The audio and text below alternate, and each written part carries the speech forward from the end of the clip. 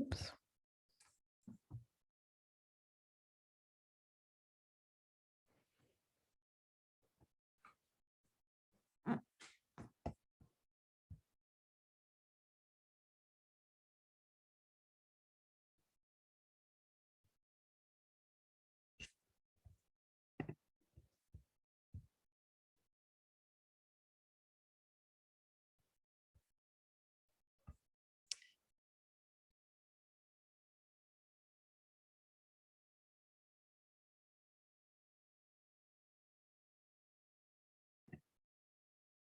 RP, I think whenever you're ready, we're good. All right, I'm ready. Welcome, everyone. I am Mr. Pryor, RP, or you can call me really whatever you want to. Just don't call me nasty names. That's the only thing I ask. I am your virtual tour guide through this open house today, and we are so happy to have you all here with us. In the chat, as we are introducing this, we would love it if you adults would share something that you learned in high school, in class or otherwise, that you still use. That's an important part of today's presentation, and it's important to us that if you would share those experiences with us. So just in the chat box, share us something that you learned in high school that you still use today, and if you can't remember anything, that might be telling. That might tell something. So either way, we're so happy to have you. We have some incredible people here tonight, and this is where I turn it over to someone who is far more knowledgeable than I and way easier to listen to. And so I'm going to call her the founder. She doesn't necessarily love to go by it, but I think it's the only appropriate title. So Miss Ginger Spickler, who is the founder of our school, I'm going to let you take this. Okay. Thanks, RP. I appreciate it. So we are going to start tonight with just a little bit of background on Crosstown High.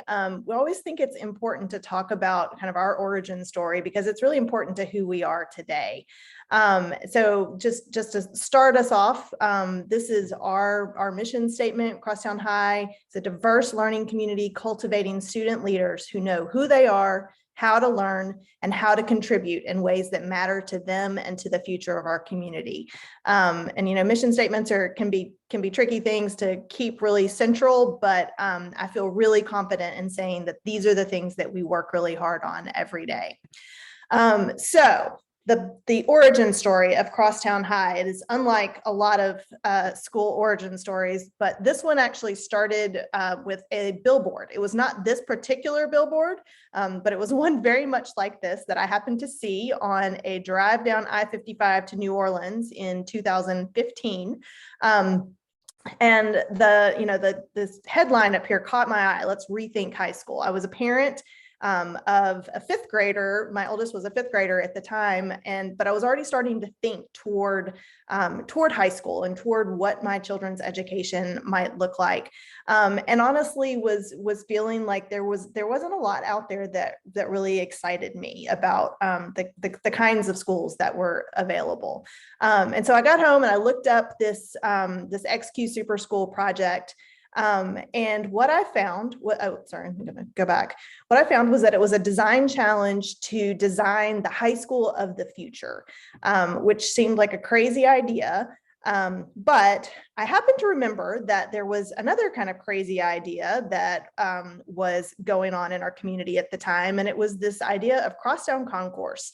And I had heard that they were planning to put a high school in Crosstown Concourse, and that they were actually looking for kind of a tenant for that. They were looking for a plan for this space. And to me, there was no better place to reimagine what the future of high school could look like than at Crosstown Concourse, which was this vibrant, interconnected community of people who were working to make our city a better place. And so I ordered a kit, no kidding, design a high school kit off of the XQ website. And about a week later, was sitting in a room full of people from our community who all also were interested in rethinking what high school could look like. And as I look at this picture, the thing that really strikes me about it is that most of the folks in this room are actually parents. And I know we've got a lot of parents in the room tonight. And so I want to acknowledge that we as parents are, people who have dreams for our kids and hopes for our kids about what kind of learning that they're going to get a chance to do. And so, these were people who 5 years ago came out and helped us with the original design. We actually started with our key stakeholders, which at the time were fifth graders who were in my child's class. So the fun thing about this picture is actually that 4 out of 5 of these fifth graders are now juniors at Crosstown High. But we asked them, like, what is it that engages you in learning? What do you want out of a high school experience? And we started there, but then we, of course, didn't leave it with that little group of fifth graders. We went out across the community and we went to places where students were engaged in activities that were outside of school in most cases, that they were doing things that they were passionate about. And we said, why are you here? What does this do? What is this doing for you that maybe sometimes school isn't? And so you see, like, we asked them questions about what their aspirations were, what things frustrate them. This young lady said that she felt like at school she doesn't learn, that she memorizes. We went to the Cloud 901 at the Memphis Library, and we took pizza. Pizza will get you input from students better than just about anything. And again, we talked to over 200 students in the process of trying to figure out what the high school of the future should look like. And what we heard from them is what informed the 4 pillars of our school that are still the 4 things that we are working on every day at Crosstown High to get right. And it is definitely still a work in progress. But I think it's really important that what we heard from our community and from kids in particular is what we're still working on. And those things are this. So first pillar is that we are diverse by design. And I'm not going to get into these right now because we're going to talk more about them as we go through. But so diverse by design is one pillar. Second pillar is that we are relationship based, that we believe that solid relationships between students and students, students and adults, students in our community are at the heart of everything that we're doing. We are project-based learning is our third pillar. And Ryan Dixon is going to talk a little bit more about that and about competency-based learning. But those are kind of the core of our academic model.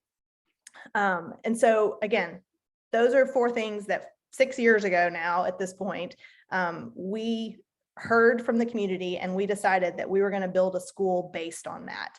And those are the things we are still working on today. And I'm going to turn it back to RP to talk about a few of the kind of the basics of Crosstown High that are often questions that folks have. Yes. So some of the questions that we get quite often, we wanted to just make sure everyone got the answer to right off the bat.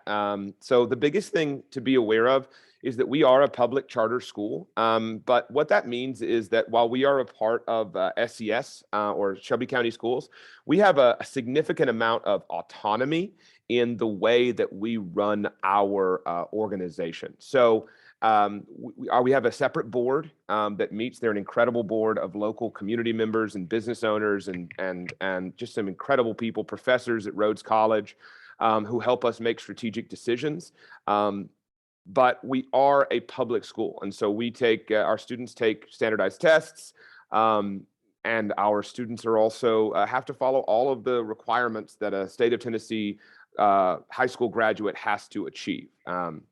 Additionally, we're grades 9 through 12. And so we have 4 grades, 475 students, and we'll probably never be larger than about 500, a little bit over, maybe sometimes depending on the year. But our space and our model dictate that that is about the number of students. And we also like to keep our class sizes relatively small. The largest classes you're going to see at Crosstown vary between 20 and 23 in the core classes. That would be your science and math and English and history.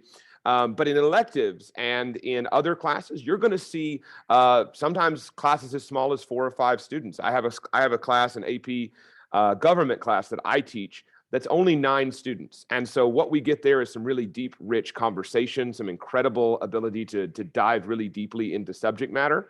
But again, class size is relatively small, comparatively speaking, and especially when you get into those electives, which our students take a lot of. We are almost exclusively, and I'll say almost exclusively, utilizing the Shelby County Schools calendar for our things like summer, winter breaks, and spring break, things like that. But we have the ability and often do deviate from that system. And so, for instance, during COVID, we decided to actually start at the regular time in August last year when SCS decided that they were going to shift to September. And coincidentally, we also were able we got out for summer break in June in May as opposed to June. And our students were very, very happy about that, as were the teachers. So while we do follow Shelby County Schools for a lot of those major holidays, so that they align with other students in the school district, we also, we make some deviations from that whenever it suits us. And then finally, our school hours are from 8 a.m. to 3 p.m. There are different staggered dismissal times, and we have some really cool things after school. And there are students here right now. There are students still here working on some late night projects that are going to be up for our exhibition in a few weeks. And so those are some of the basic questions that we usually get, and we wanted to make sure that everyone had an opportunity to see those. And if you have any questions, please put them in the chat, and I can certainly answer them individually as we're moving forward. So let's talk, right? Let's have a conversation. If any of you have been on our tours, you have either had the displeasure of having me lead you on a tour. You might have had the pleasure of having Miss Ginger Spickler or Miss Sarah Stockwell take you around our building. But tonight, we have some incredible special guests. We have spared no expense in bringing you some Crosstown High VIPs. These are very important people, or as we like to say, VIYs, very important Yetis. And so we're going to talk about academics first, and we've got some students that are going to take you through that, because you know what? The worst thing that we could do is have a bunch of teachers whose job it is to promote the school tell you about our academics, because if it were up to me, I'd tell you how incredible my classes are, and I would never tell you about all the things that go wrong. We're going to have some students tell you that, and then after that, we're going to talk about school culture, because we know that culture matters, and we are very proud of our culture at Crosstown. And so we're going to move into academics now, and I'm going to put in front of you three people. Mr. Ryan Dixon, who is our Director of Project-Based Learning, and I'm going to go ahead and spotlight him right now. There's Mr. Dixon. Then we're also going to put in front of you Mr. Caleb Isom, who is a junior at Crosstown, one of our incredible students who has been here for 3 years now.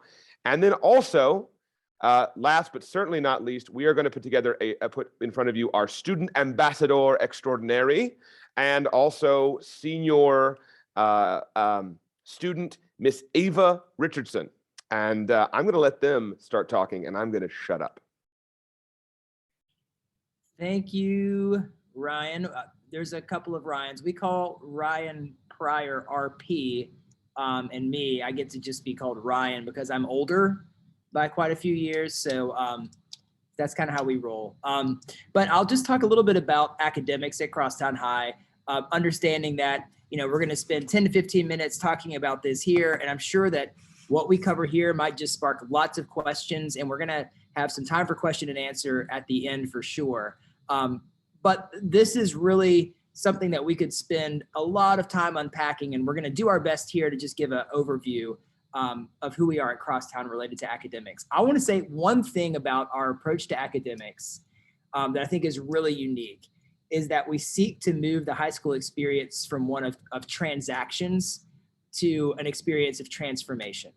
And I don't know about your high school experience. I know there's obviously some of us had great high school experiences. I had great relationships with a lot of teachers in high school. I felt like there were coaches or mentors in my life. But when it came to my approach to school, I felt like it was really transactional. It was my teachers had knowledge and I didn't, and they needed to impart it to me. And I had to take a test to show that knowledge stuck. And then I moved on and I may or may not remember it.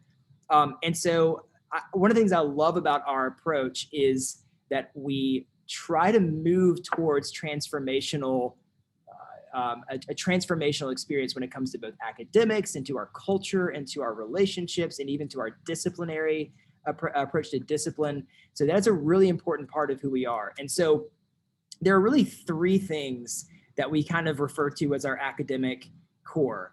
One is that we're a competency-based school. What that means is that we believe that regardless of where you are in life, whether you are a elementary school student, a middle school student, a high school student, a college student, or a postgraduate adult, like there are really important skills that we continue to develop in order to be successful in a 21st century context. That we're able to, for example, manage our own learning pathways, that we're able to communicate really well with others, that we're able to collaborate with others, that we can reason quantitatively, that we can be critical consumers of a variety of different types of media and information. Those are things that regardless of where we are, now that's going to look a little different when I'm in 5th grade, that skill level, than it does now that I'm almost 40 years old. But regardless, we're always growing in these important skills that allow us to be successful. And so we approach assessment at Crosstown High in a way that has students think really deliberately about that skill development and seeks to assess student growth according to mastery of those skills. And the way that looks different from a typical school experience is that while tests or assessments might be kind of one and done, in a traditional school, you got a C, you got a B, you got a D, you kind of move on. As someone wise, I can't remember who it was, once said, you would never continue building a house on a foundation that's 75% solid, right? 75% good, let's keep building on top of that. That would never happen in the world of architecture or construction. So why are we doing it with the knowledge that we say is important and the skills that we say are important in high school?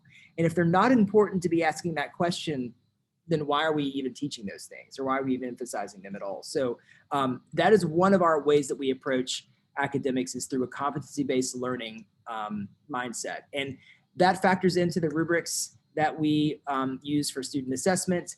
And we'll have some students talk about that in just a little bit.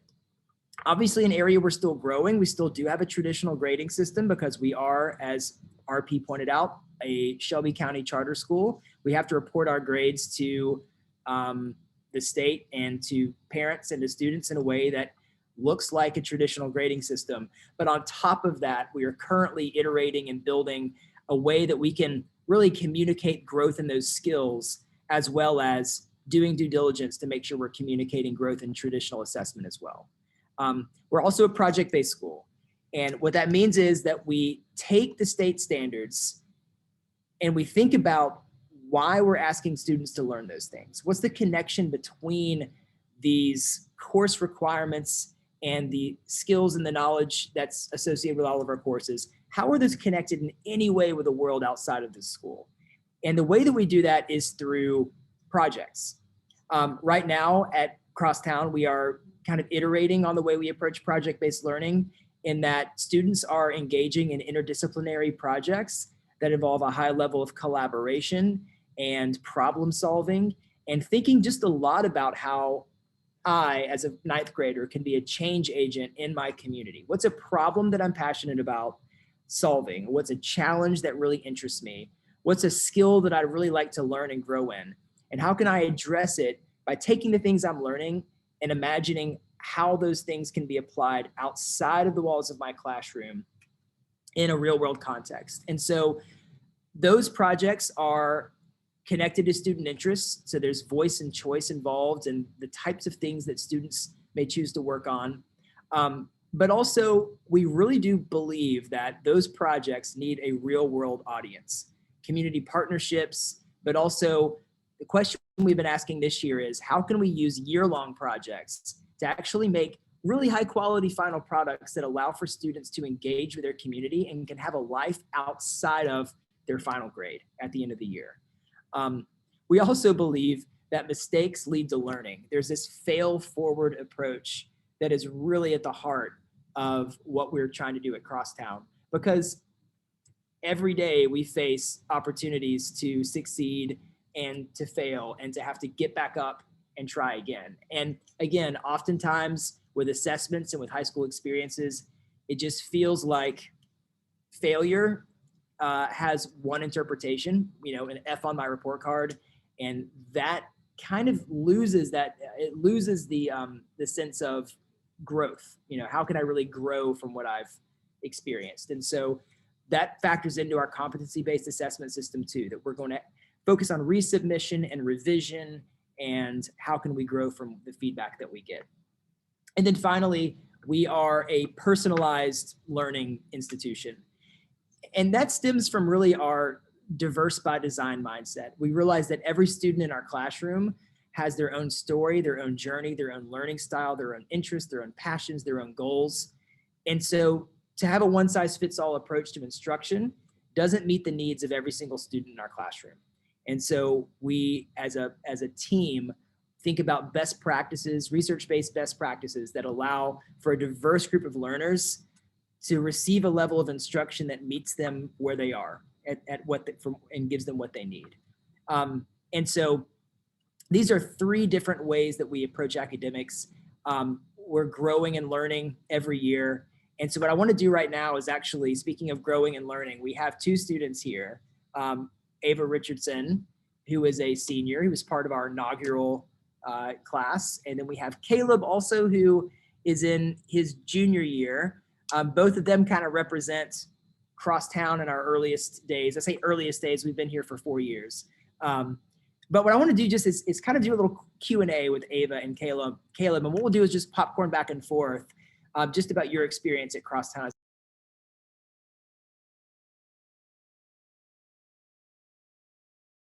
You're on mute. How long have I been on mute? Just for like 5 seconds. You know, that would be something. I want to start with Ava and just ask you if you could talk a little bit about how a competency-based approach to education has shaped your growth as a student and as a person in general. That idea of like approaching projects, thinking about skill development, our 12 competencies. And if there's a particular project that comes to mind that you've worked on that you could talk about, that'd be great. Yeah, of course. Again, I'm Ava. I'm a senior at Crosstown. I like to use this example a lot just because I think it really is the best one that showcases like what competencies are, what project-based learning is, and how it has affected me. And so it was actually the very first project I did at Crosstown. It was 9th grade year. We had a unit about immigration in our humanities class. And so we combined English and social studies in order to do that. So we had some mini projects leading up to our big project. And then, so for the final project, we were tasked with basically like trying to replicate or to show immigrants and refugees' journey and what that looks like coming to America. And so two of my classmates and I, we went down to Global Cafe. And if you're not familiar with Global Cafe, it's a restaurant on the first floor of Crosstown. And they have 3 different cuisines. I'm pretty sure at the time it was Sudanese, Vietnamese, and Nepalese, something like that. And really uniquely, each of their chefs are actually refugees. And so when we went down, we asked them if they were okay with being interviewed. And so we asked them about their story, how they got to America, what their home was like, how the transition has been. And then we also asked them their favorite recipe from home. And so we got all of that information and we brought it back to Crosstown High and we were like, what should we do? Like, how do we want to replicate and show their experience? And so we decided to combine with our art class and we wanted to make a cookbook. And so we did calligraphy and we handwrote all of their stories and then we watercolored all of the ingredients from the recipes that they gave us. And so it was, each chef had, one side was their story handwritten and then one side was all of the ingredients painted out. And then we actually put our own stories and our own favorite recipes from home into the cookbook to kind of represent that America as a melting pot. And so that was such a cool experience. But where the competencies come into play is then we had exhibition. And so we had to present and reflect on our process and communicate our process to other people. And so I think this was actually one of the most important parts because instead of it just being like, okay, assignment project done, when we presented it, we had to show, okay, what competencies did we use? Did we lead our learning? Did we engage with our community? Did we express ourselves boldly? And so being able to communicate like, this is how I engaged with the community. I went down and talked to these chefs in the building.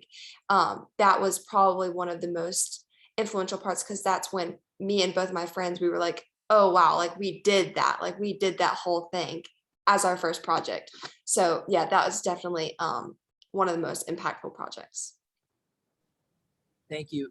Thank you, Ava. And that, I think, highlights another big thing that's struck me about Crosstown is I think our students are emailing leaders in the community and inviting people into the building and going out and talking to people and standing up and presenting a lot more than I did when I was a high school student, certainly as a ninth grader. A lot of the skills that I think a lot of our ninth graders are practicing, I didn't really start practicing until I was maybe almost done with college.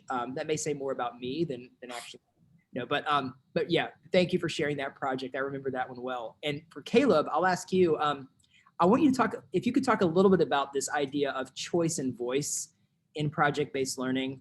And I wonder if you can think of an experience where that kind of represents this idea of how your interests and your passions and your choices have kind of played a role in what you did with your learning. Yeah, with voice and choice in our projects, I feel like we can influence like our choices in our projects. Like you can like have multiple ways you can go with making a project. Like you don't have to just stick to one topic. You are provided with multiple choices and multiple topics that you could use to influence those decisions that you make within the project. And you could like do different types of projects. Like I could make an essay, or I could write a poster, or I could do an art project, or maybe even do a slideshow if I wanted to. It's just many different types of projects that you can do within Crosstown's competencies. And like an example would be, let's say we're talking about a project that discusses the history of America. And I need to come up with a way to demonstrate what Alexander Hamilton did within like that process of being a founding father of America. I could just talk about like making a poster, or I could draw maybe like an art, like a type of art that like describes like what Alexander Hamilton was doing in America and what he represented. Or I could just like write an essay or a poem about Alexander Hamilton. And that would be something that's like a competency that I'm using to like just make project-based learning what it truly is with voice and choice. Thank you, Caleb. And I'm glad you gave that example, because I mean, we're gonna have time for Q&A at the end, but one of the things I just want to make really clear is that students at Crosstown High are taking courses that you're going to see in a course catalog at any school.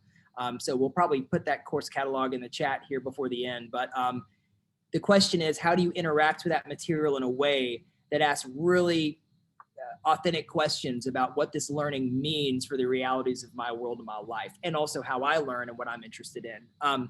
So I've only got 1 minute left. So this is going to be a real quick take from Ava and for Caleb, but I'm going to ask just one question. If you could each maybe 25 seconds apiece. How do you feel like Crosstown is preparing you for the next step in your life? So for Ava, for you, that is, I mean, I wrote your college recommendation like a couple of weeks ago. Like it's almost time. And Caleb, I know you're about to start your senior year. So how do you feel like Crosstown is preparing you for what comes next? Yeah, definitely. I think the really unique thing really quick is that like a lot of students would have different answers to this, just because having a really unique school, every student has had a diverse, amount of opportunities that they've been able to take advantage of. And so I'm taking advantage of different opportunities that Caleb is, because I'm interested in different things. And so specifically for me, project-based learning, competency-based learning has prepared me for the next step, because I feel like I'm able to go into college being able to develop really meaningful relationships and being able to navigate that experience in a higher level way, not just having tools of, okay, I know how to write an essay and I know how to take a test. I have the soft skills to communicate with my professor and to communicate with my other peers, and to have a head start. And like, I know what I'm already interested in because I've had the opportunity to explore that at Crosstown. And more specifically for me, for project-based learning, I have found that I thrive in that environment. And so I'm seeking more educational opportunities at college that would lend me towards that. And so getting more experiential learning in college is something I know I'm going to thrive in. And so that's what I'm looking for. For me, it would probably be like just generally talking about how I can go multiple ways after high school, and teaching responsibility as a young adult, and that you need to like make decisions on what you want to do with your life and what are you going to become and what do you want to be as a person that's growing into a young adult. So let's say I wanted to own my own company going out of high school, become an entrepreneur, and take that route instead of going to college and like saying that I just wanted to go to a 4-year university. Maybe it's my choice that I want to just own my own business and run my own things, like a cookie shop or a skate shop or something like that. Or I could go to college and just stay there for a year and become maybe like a mechanical engineer. It's just you learn different things at Crosstown in different ways to go throughout your career path. Thank you to you both. And I'll turn it back over to RP. Yes, and we're going to leave Caleb and Ava highlighted, and we're going to bring back in on some other VIYs, some very important Yetis. We're going to bring back Miss Ginger Spickler because she is uniquely situated as our founder and our chief of staff at Crosstown to discuss our culture. And I'm also going to bring in, if she doesn't mind, Miss Sarah Stockwell. And Ms. Sarah Stockwell is our recruiting advisor for the school, as well as our sort of, well, I like to think that she keeps the whole building running smoothly. And she's also a parent of a student at Crosstown. She was one of the first 4 employees at Crosstown. And I think she is uniquely attuned to culture at the school of all different types. And so we're going to bring them forward to discuss a little bit of school culture and what that looks like here at Crosstown High. And you guys can take it away. Thank you, Mr. Pryor. You keep saying we're very important Yetis. I'm not sure we have said that our mascot is the Yeti. That's why we are very important Yetis. I think we're one of 2 schools in the country that are Yetis. You can actually see our little Yeti here to my left. Which is part of our culture. You know, high school is definitely a time in our lives when, yes, it is important to be growing academically, but at this stage of development for teenagers, it's also really important to be part of a safe and nurturing community. And that's what we're really trying to create as a place where it is safe to learn, it is safe to make mistakes and grow. And so there's a few things that kind of we focus on in order to do that. The first thing, and we mentioned this at the beginning, is that we are a diverse by design school. And what that means is that we are seeking, and we have succeeded so far, and we'll be continuing to work toward keeping a student body that reflects the beautiful diversity of our community. That means that both, you know, demographically, economically, academically, talent-wise, we are really trying to create just a beautiful mix of students and educators who are learning with and from each other about the important things that are impacting our community and their lives. And I will come back and have students talk a little bit more about that in just a second. We are also relationship driven. And again, that's one thing that I think a lot of schools would say is important. I think it is really baked into our whole model. You know, one of the key parts of the school day at Crosstown is advisory, which is a small group of students. It's kind of like your immediate family within the larger Crosstown High family. It's a group of 15 to 18 students, usually, sometimes even smaller than that, who are paired with one staff member for the whole year. Sometimes I like to think it was like homeroom when I was in school, except like on steroids. It's not just a place where you're doing homework and getting attendance checked.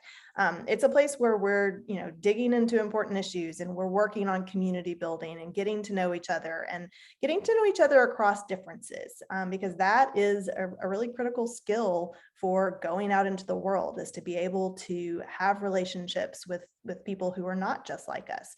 And that means we also we look to hire people who are not first and foremost interested in their subject. So we like teachers to say, not that I teach math, but that I teach students, and that they are really focused on that relationship with students. And then finally, we've already talked about student voice and choice in the context of academics, but I would say that that plays out in our overall school as well, like what the fabric of our school looks like. We are offering surveys a lot to find out what's working well, what's not working well. I think some of the most important changes that we have made to the school over the years have come from listening to students, listening to their needs, listening to what was not working well for them and making adjustments to that. So that's the quick overview, but I am again going to let Caleb and Ava bring a little bit of life to these subjects. So Ava, I'll let you start since you were part of our very first class. If you think about, coming to a diverse by design school and building community week. So we have kids from over 62 different middle schools or about 62 different middle schools at Crosstown High. And so there's a lot of diversity. What did it look like for you to build community in a space like that? Yeah, I found a lot of value in it first and foremost, but I've always gone to pretty diverse schools. But I think the difference between Crosstown High and all the other diverse schools in Memphis is that Crosstown High accepts that we're all different. And we really strive to, as a school community, to engage in conversations that allow students to understand each other's backgrounds and different perspectives, because at the end of the day, that's the rest of our lives.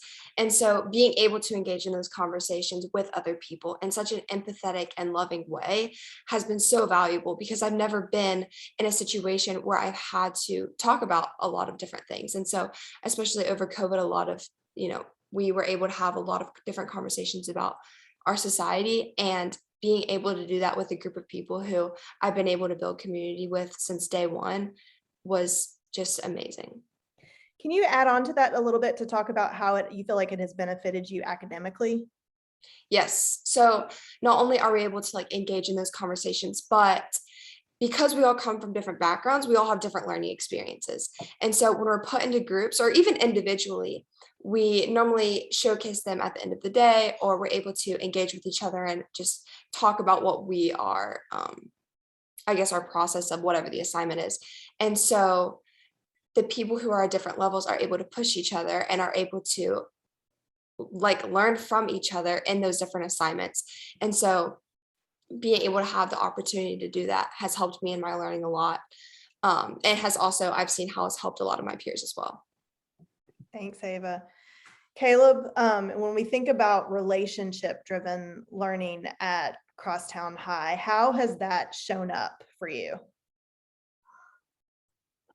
When talking about relationship-driven academics, and it goes into academics, and not only academics, but it goes into your relationships with your teachers in general. So you need to understand each other in a way, and you can understand each other in a way. Teachers and students are connected in a deeper way. And then most high schools, I feel like the relationships are better at Crosstown than most high schools. You just get to know your teacher on a personal level, and that's what helps you learn academically. I feel personally knowing my teachers helps me become a better person, and not only perform better in their class, but it just helps me feel better about what I'm doing in their class, because I can connect to them and be a friend instead of just a student. Thanks, Caleb. And then in terms of student voice and choice, Ava, if you think Ava is in a unique position as a student board, we have 2 students who are a part of our board of directors, and Ava's been on the board of directors for a couple of years. So either through that or other ways, how have you been able to advocate for what Crosstown High looks and feels like? I probably could name 1,000,001 ways I've been able to advocate for my own learning. And being a board representative is definitely one of the top. This is my 3rd year on the board, and it's just been amazing. Being in a room with so many different adults who have helped create Crosstown and still are overseeing it has been amazing. And seeing how a board meeting is actually run too is just a great opportunity for me. But another really good experience that I had being able to advocate for my own learning, we actually had the opportunity to have internships. We've always had internships starting our sophomore year, but we opened the opportunity to have internships directly in the school. And so this summer I was a instructional leadership team intern. And so I worked with project-based learning and competency-based learning and helped some of the teachers with their projects that they were ideating for our next year. And so I got to be able to have student input on those projects. And specifically, there is capstone is one of our classes that we have right now, which is basically our project period. And so a week before school started, there was professional development week. And so I was there all week, and I got to be in all of the senior capstone meetings, and I was the student. I was the voice of the students in those meetings, and they would be like, okay, from a student's perspective, what do you think about this idea? Or what do you think about this document, and pushing it out? Like, is it too complicated? And so being able to have so much voice in those things is just such a great opportunity. And not only does it benefit the whole student body by having a student in that room, but it also benefits me and my relationship with my teachers. Thanks, Ava. And I am so thrilled that Sarah Stockwell is here with us tonight, because she is a parent of 2 Crosstown High students. She has a 12th grader about to graduate and a 9th grader at Crosstown. Sarah, just from your perspective of kind of being, Sarah sits at our front desk, so she sees all the school culture happen, good, bad, and ugly. But if you want to just talk a little bit about, just in general, what the feel of Crosstown High is from, you're an employee, but you're also a parent. What would you add to what the students have shared? A really good question. So my oldest is a senior and my middle daughter is a freshman this year. You were just saying that.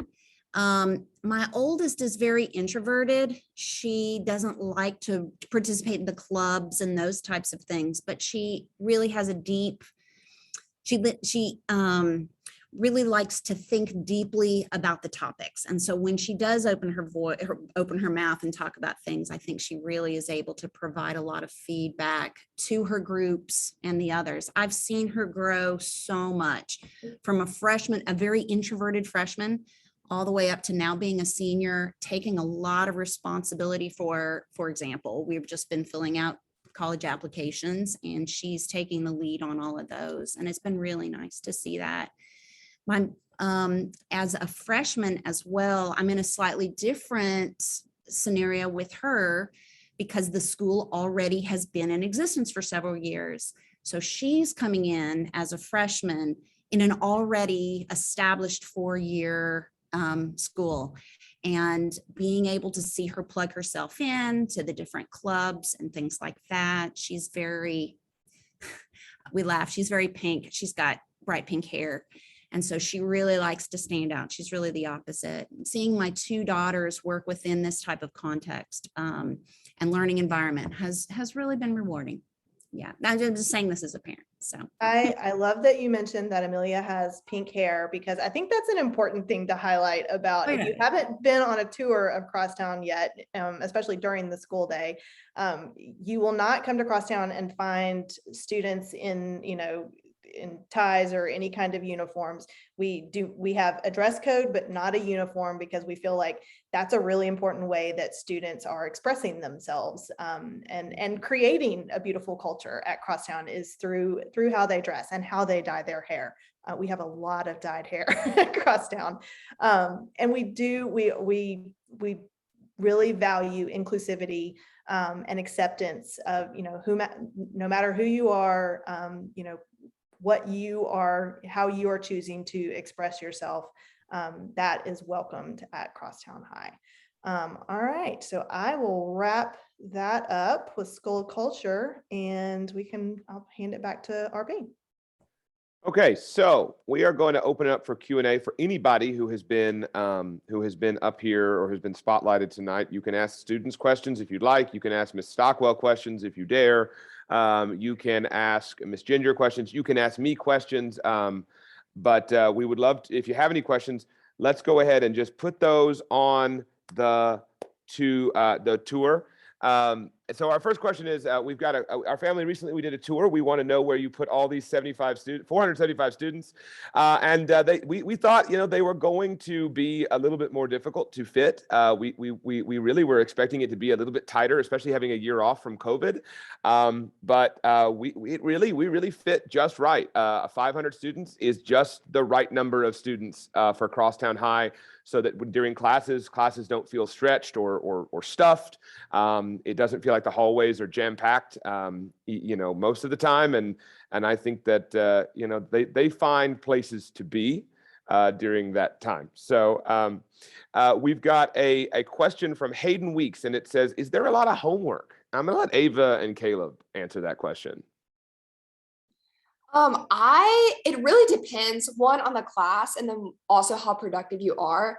A lot of the times teachers will give you the opportunity to do the work in class. And then if you don't get it done, then you do take it home. So some days if I'm feeling not in it, then I'll just be like, I'm just going to accept it and do it at home. But some days if I'm feeling extra productive, then I'll just go ahead and do it in class. But out of my 4 years, junior year definitely had the most homework. Junior year is for sure the hardest, but not as much as compared to other schools for sure. But again, it is also about how productive you are and how much you get done in class. Mr. Dixon, would you want to just kind of comment on the homework question from a staff perspective?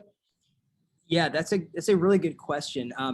Two things to that. One, I would say we do as in general prioritize an approach to teaching that moves away from a stage on a stage mindset where teachers are lecturing for 45 minutes to we have block schedule. So 90 minutes of lecture and then go out there and do 2 hours of homework tonight and then come back in tomorrow and we'll do it again. Our approach is teachers facilitating learning because all of our students have these, a bigger version of these. We have the iPads. And all that information is free and cheap, and it's free and cheap. It's free and it's right there. It's easily accessible. How do you use that information? But also, how do you critically engage with that information and with the people around you and with me as your instructor? So we're focusing a lot more on developing on activities that are happening in class and a lot of tableside conferences and a lot of groupings and a lot of stations. And so when it comes down to it, students are able to kind of pick up where they left off or build on things with that material in class. So that time that's often devoted to homework outside of school can be practice time inside of school as well. That being said, because we do focus on revision and resubmission and feedback so heavily, if a student gets an assessment grade, that student can at any time take that feedback and reflect on it and revise it and resubmit. So you can always be kind of growing once you receive feedback. So so homework, I would say we don't have a expectation that all of our teachers are assigning a certain amount of homework every night. It's more of a, how can you push yourself further conversation in light of where you are with this project or in this class. Thank you, Ryan. We have a raised hand. If you, I don't know if I can pronounce the name, but if you would like to turn on your camera, not your camera, but your microphone and ask a question, fire away. Yes, hi, thank you. I was just wondering, my son is going to a traditional school and I'd say he's pretty successful. And I'm just wondering, this shift in the teaching model that y'all have, your different philosophy, what kind of students is that right for? And who do you think might not benefit from that? Like what type of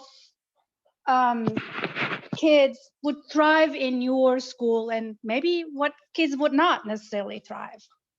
So this is a great question, and I'm going to sound off for a second because I am a teacher as well, and so I will say that our general response to that question is every student can succeed at Crosstown, and we believe that is true.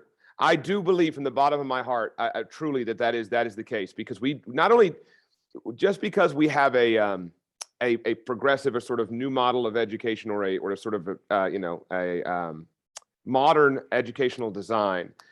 Does not mean that we don't have elements of traditional schooling. I mean, the reality is there's some ways that are done the way that they are because they're the right way to do them. And so we do our best to, as we said, personalize the learning experience for our students. And so we try our best to blend learning models together that will work well for them.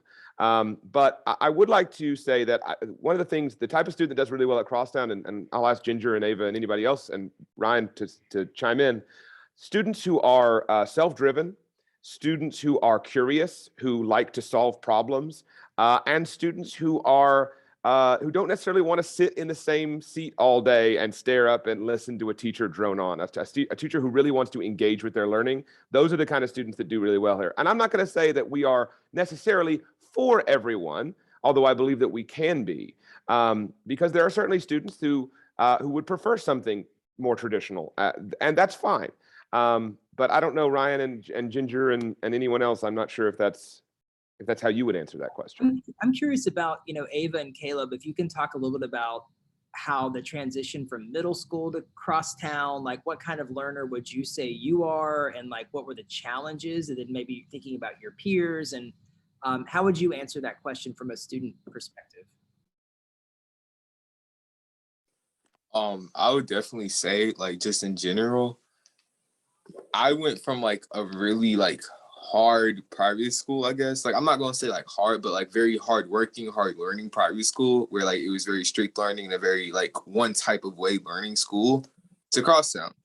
And I feel like just like you'll change over time at Crosstown on what type of person you are once you discover who your true self is, I guess is a good way to say it. Like, you're finding who you are as a person. Like, I wouldn't say you come in as like the same person. I don't say you come in and leave as the same person. I feel like Crosstown will change you as a better person and as a more productive or more quick learning person. Like, I feel like I'm a hard working learner. So like I focus on making challenges for myself and making a challenging environment for myself, because that's what I like to do. I like to come out of situations better than when I originally entered them. So Crosstown is like, for me, I feel like that was a good change for me because I found out who I am as a true person and who I am as like a person to other people. So yeah. Yeah, I would agree with Caleb. I also came from a very traditional school. I came from STEAM, so there were a couple of project-based aspects, but nothing compared to how much Crosstown is. And I honestly came in not knowing what this was going to look like. And I was very successful in a traditional setting for the most part. I wasn't a huge fan of the tests and quizzes. I was okay. I was okay at it, but I worked really hard in that setting and I was pretty successful. And I think coming into it, a lot of students don't realize that project-based learning and competency-based learning doesn't just lend itself for the next 8 years through college. The idea of project-based learning is that it lends itself for the rest of your life. And so for me, and this obviously doesn't apply to everybody, for me, I would rather be in a curriculum and in a community that inspires students to learn about who they are and what they're interested in and integrate that into the core classes instead of just learning the specific curriculum to implement into the test the next day.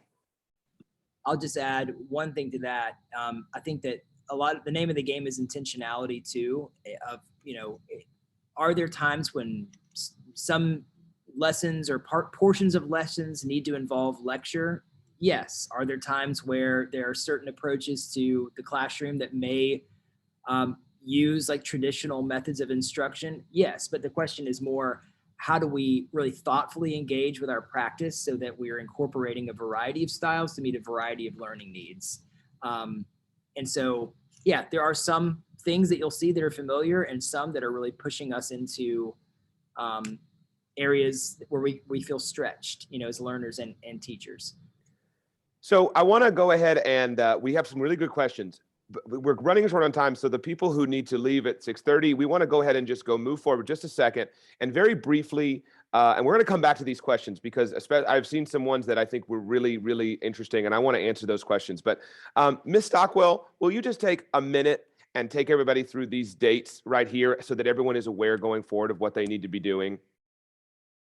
Yeah, absolutely. Okay, so the slide that's up on your screen right now really has a lot of our dates for you right there. Our applications for the lottery, we call it our priority application period. That is already currently open.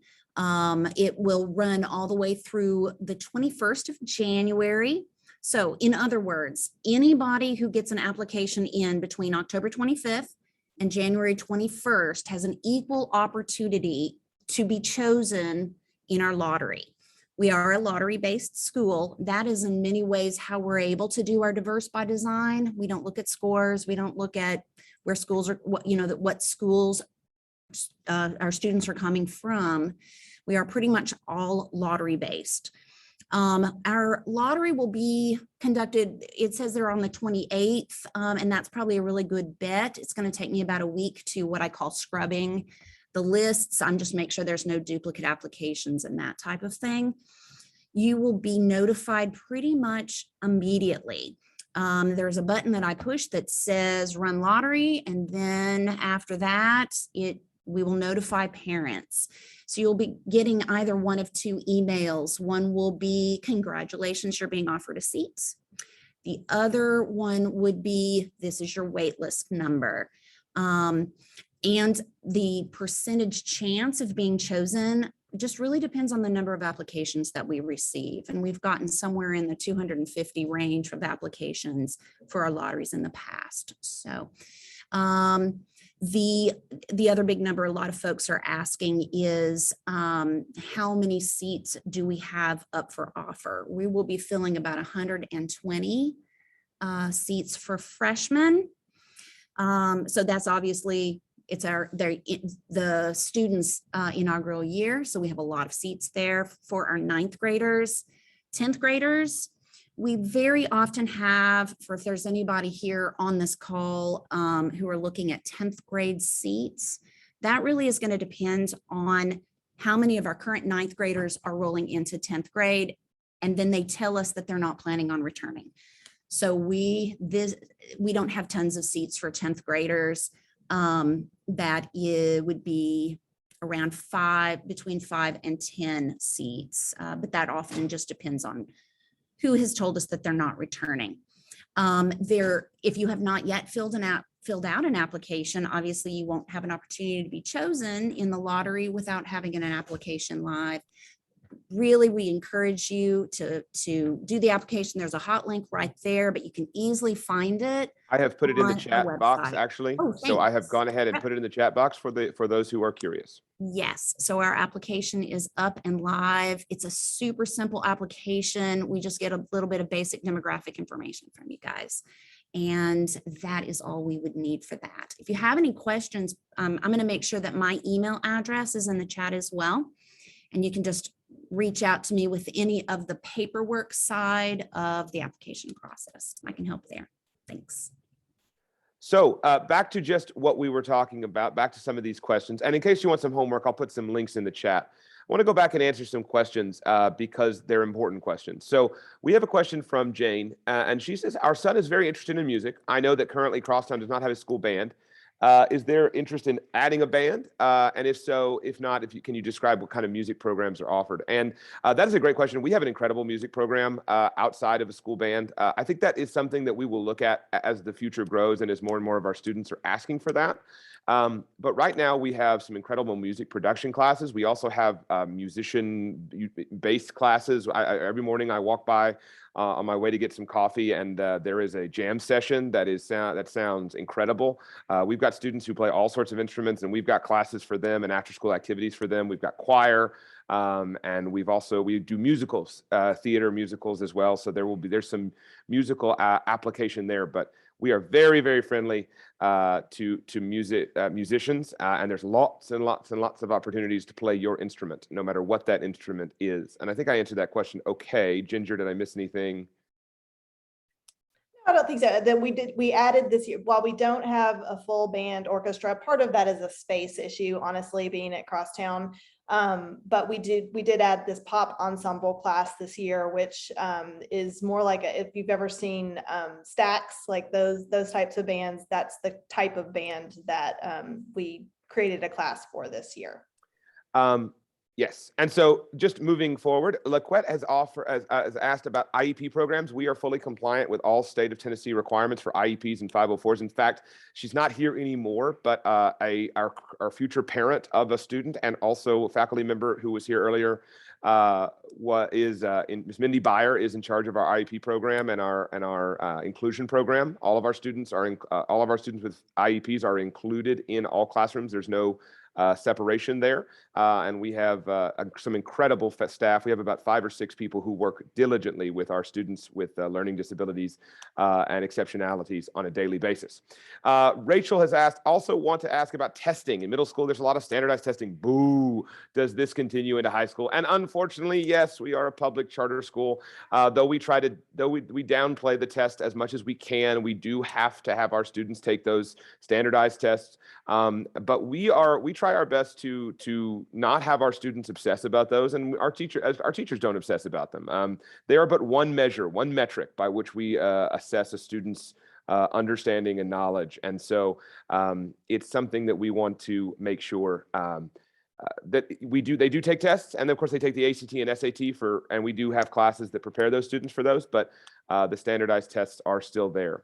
Two questions. I'm going to save a really important one for last. Oh, and Mr. Dixon, do you have something? I was going to say, like, a lot of our testing too, we do because we, as a diverse by design school, and as we try to personalize learning experiences, we are really intentional about data and what that data tells us just about addressing skill gaps that may be there, how we can think about our instruction to meet the needs of students in our room. But as RP said, we do not spend our time thinking it's time to stop everything, grind all the gears to a halt, and then turn towards the TCAPs. But we take so we got two questions here. One that I'm going to save for last. We got a question. Since this program is unique nationally, this is from Derek. Since this program is unique nationally, what kind of colleges are interested in your graduates, especially since colleges are moving away from standardized testing scores? And that's a great question. I'm going to tell you, I love this statistic. I'm really excited about this. I've taught the seniors, by the way, for 3 years. I taught them in the 9th grade, I taught them in the 11th grade, and I'm teaching them currently in the 12th grade. This is my favorite statistic. Every single day, every week, I get a list from our college and career counselor of all the students who've been admitted into colleges that week. Okay, and we celebrate them on Friday. As it stands right now, here are the numbers. 65 of our 125 person senior class have been admitted into at least one or more universities. Of those, we have over 80 plus acceptance letters to 40 plus schools, ranging from the University of Southern California to the University of Pittsburgh, to Tennessee State University, to the Millikan, and everything in between. We keep a wall in our on our 5th floor if you come for a tour, and I'll take you by that wall, where we put up pennants of all and letters, acceptance letters. We are seeing an incredible response from colleges to our student body, and that includes scholarship money. We've got students who every week I get to the pleasure of announcing a student who has gotten another full ride scholarship, celebrating some of our students right now who we just had a young man last week who got a full ride scholarship to Rhodes College, and another one to Murray State a few weeks before that. And so, and of course, we got Ava in here who is patiently and diligently waiting on some responses for her colleges as well. And we're very, very sure that she's going to be going somewhere incredible. And this is early in the process. So to say that we are seeing an incredible response on the collegiate level is an understatement. And so I just wanted to make sure I got a little bit excited there. So anyway, Ginger, Ryan, anybody, I don't, if I missed something. Yeah, the only thing I would add is that, like, Derek, I appreciate that you mentioned that colleges are moving away from standardized testing scores, and it's true to an extent. And it's an exciting trend that I think we're happy to see, because we feel like it's such a limited perspective of what our students can do. But the reality is that is still a pretty key component of what most colleges are looking for, even the schools that are saying they're test optional. Like, when you get down to it and you talk to some of the admissions counselors, they still put weight on that. And so while we focus on developing the whole student, we don't ignore the preparing for those kinds of standardized tests that are still an important part of the college application process. But then we also recognize that there are students who may not be planning to go to a 4-year college, and we work just as hard to make sure that they have a plan for their next steps as well. Our college advisor is really outstanding, and it's just she's fantastic in terms of meeting every kid where they are, not valuing only the kids who are looking at selective 4-year universities, but figuring out what a student wants to do and where they want to go, and helping them with plans for that. And I spoke to her the other day, and just want to give you guys some updates on that as well. As of right now, of about 125 senior students, we expect 100 of them to apply and attend next year a 4-year institution. And then the remaining 25 to 27 vary from technical school to attending community college for free, starting businesses, going out in the workforce, or joining the United States military. So we like to say this at Crosstown. a lot of schools are very, very, very dead set on getting kids into colleges because it looks good for them. It looks good for them to say, look at the number of kids we sent off to colleges. Well, nobody talks about the fact that 4 years later, some of those students probably shouldn't have gone to college and they end up with a degree that they're not using, and they might be drowning in debt for. We want to place our students after senior year where they should be, where they want to be, not where they think they should be. And so it is the duty of secondary institutions in this country and us to help students find the place that's right for them, not the one that will make us look the best. And so I think we do a really, really good job of that. And we're very proud of that. We got a question about languages and electives. How many can you take per year? Mr. Dixon, can you answer that question? Can you speak about languages and electives? How many can they take per year, et cetera, et cetera, et cetera? Yeah, so languages, currently we offer Spanish is our main language. We have some students who've enrolled in other language class options virtually in the past, but right now the main language we offer is Spanish.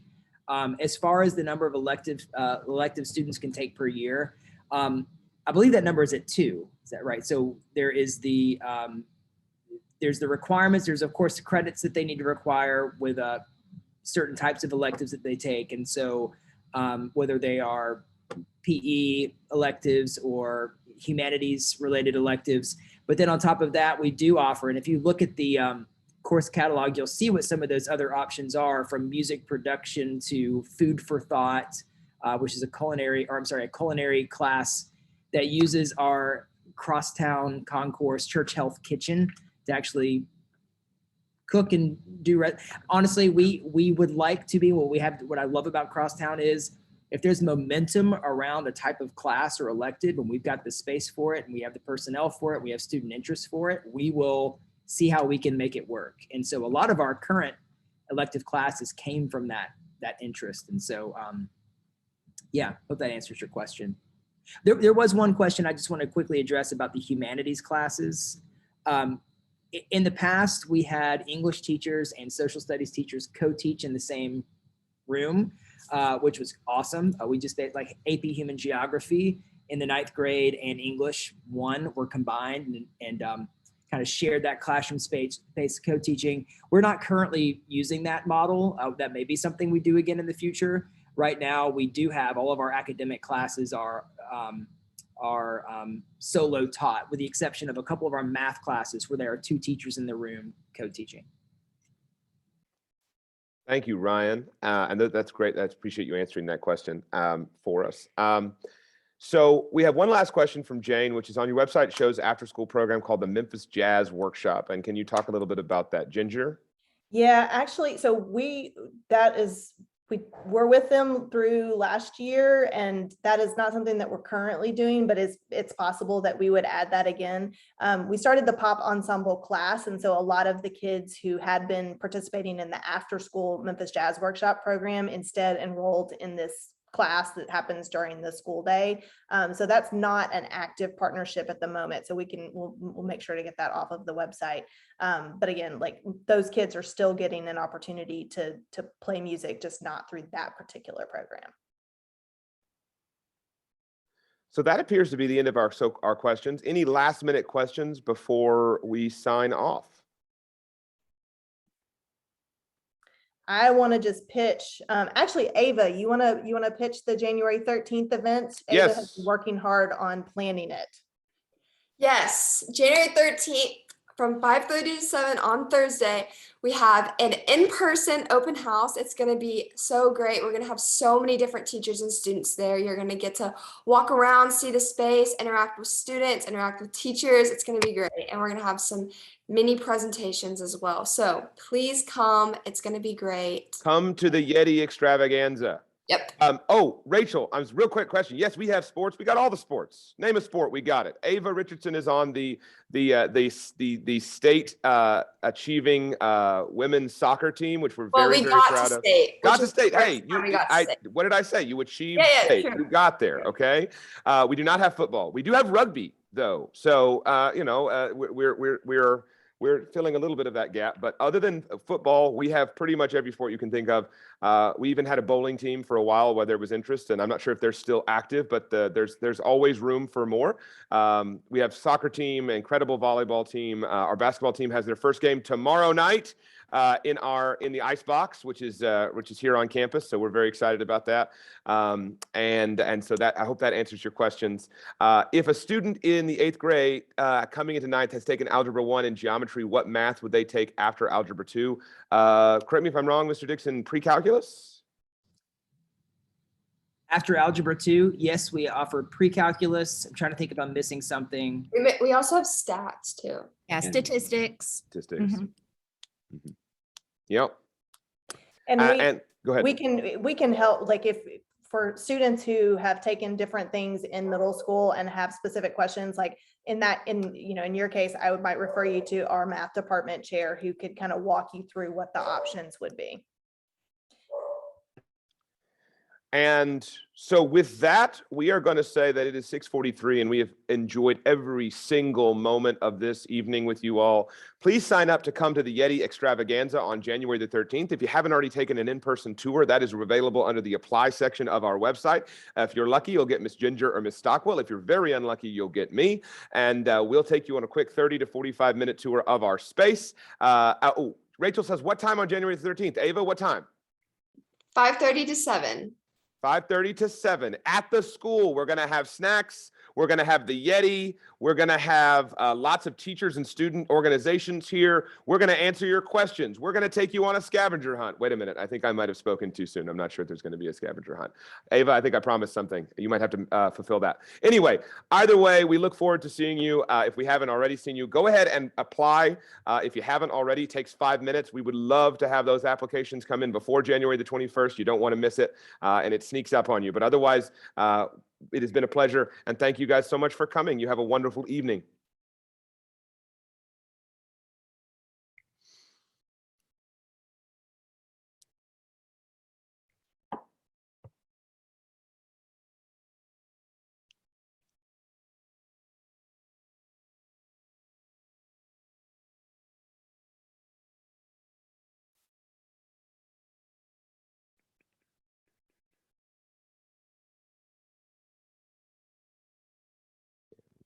And it gets so wacky sometimes at the end, those things just.